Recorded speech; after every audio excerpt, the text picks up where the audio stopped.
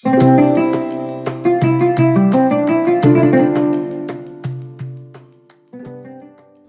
alaikum wa rahmatullah. Bienvenue dans un nouvel épisode qui vous emmène en immersion dans les lieux symboliques, les lieux historiques liés à la vie de Nabi alayhi salatu wassalam. Et vous avez juste derrière moi Masjid Quba, qui est la première mosquée que le prophète sallallahu alayhi wa sallam a construite. Lorsqu'il a quitté Mecca, il est venu dans cet endroit-là, dans cette région-là. Il y est resté entre 4 à 7 jours. Désolé, il y a des personnes qui passent devant et c'est normal. Entre 4 à 7 jours où il est resté sur place, il va construire cette mosquée-là.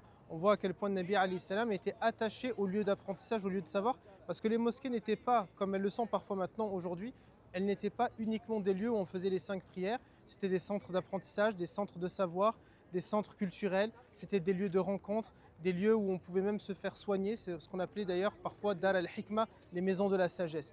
Et donc Nabi alayhi salam va construire cette première mosquée. Il était très attaché à Masjid Quba, à tel point qu'il venait ici régulièrement, au minimum une fois par semaine. Il y a des personnes, c'est pas grave, une fois par semaine.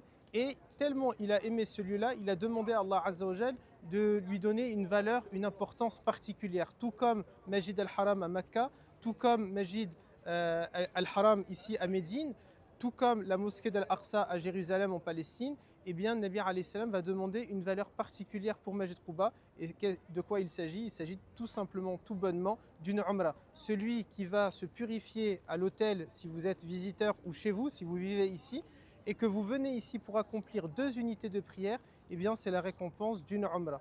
Une umrah, on est en train de parler avec les garçons tout à l'heure, une umrah sans mettre le vêtement de l'ihram, sans faire la talbiya, sans aller jusqu'à Mecca, sans perdre une partie ou la totalité de vos cheveux, sans tawaf, sans Safa et Marwa. Alors bien sûr tout ça, ça a son charme, mais c'est aussi bien de pouvoir faire une umrah sans tout ça.